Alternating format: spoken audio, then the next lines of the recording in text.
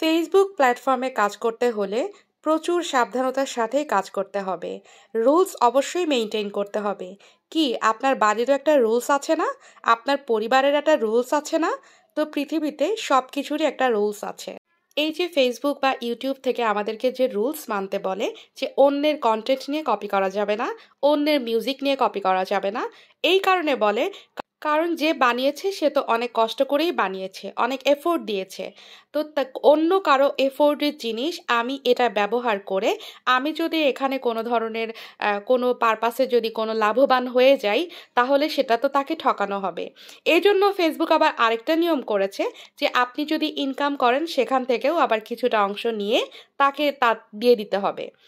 তো সেটা হচ্ছে কথা যে আপনি আপনার কন্টেন্টই শুধু করবেন, আর এখানে যদি আপনি চান যে রিচ এঙ্গেজমেন্ট বাড়াবেন, তাহলে কিন্তু শুধুই আপলোড করলে হবে না, প্রত্যেকের পেজে গিয়ে ঘুরে আসতে হবে, লাইক কমেন্ট করতে হবে, তাদেরকে উৎসাহিত করতে হবে, গঠনমূলক কমেন্ট করতে হবে।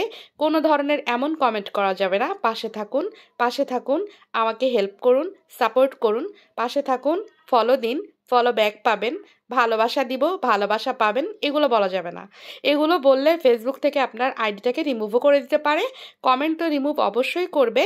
তো আমি গতকাল সকালে এই ফেসবুক থেকে আমি একটা অ্যালার্ট মেসেজ পাই, যে মেসেজটি ছিল হচ্ছে আমি অন্যের মিউজিক ইউজ করেছি, যার কারণে আমাকে অ্যালার্ট করা হয়েছে। আমাকে এখন এটা বলা হয়েছে হয় রিমুভ করে দিব, না হয় মিউজিক চেঞ্জ করব। তো আমার কথা হচ্ছে আমি অন্যের মিউজিক ইউজ করবই না, আমি যথেষ্ট চেষ্টা করব নিজের কন্টেন্টই দেওয়ার জন্য। আপনারাও চেষ্টা করবেন সেটাই করার জন্য, কারণ যে কোনো ভুলের কারণে আপনার কষ্টগুলো সব বৃথা হয়ে যেতে পারে। আপনি অথেন্টিকভাবে কষ্ট করে গেলে অবশ্যই আপনি এর কোনো না কোনো একটা ফলাফল একদিন পাবেন।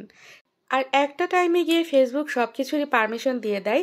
যেমন বড় বড় পেজগুলোতে আপনি দেখবেন তারা ইচ্ছে মতো সাউন্ড ইউজ করছে এবং যে কোনো মিউজিকও ইউজ করছে।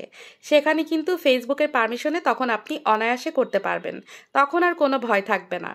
তো এখন আপাতত আপনারা সবাই যারা কাজ করছেন তারা মন দিয়ে কাজ করে যান এবং অধৈর্য না হয়ে বিফল হবে না এরকম একটা কিছু মনে করে, তাহলে আপনি সাহস পাবেন, শক্তি পাবেন। তবে আমি আর্নিং করব, আমার কবে ইনকাম হবে, আমি কবে আর্ন করব, এই চিন্তাগুলো করলে কিন্তু আপনার ধৈর্যের সিঁড়িটা একেবারেই দুর্বল হয়ে ভেঙে পড়ে যাবে। তখন আপনি ফেসবুক থেকে সরে যাবেন, তখন আপনার আর কাজ করার কোনো ইচ্ছা জাগবে না। তো কাজ করা যাতে ইচ্ছা জাগে সেই কাজগুলোই করুন। সবাই ভালো থাকবেন। আল্লাহ হাফিজ।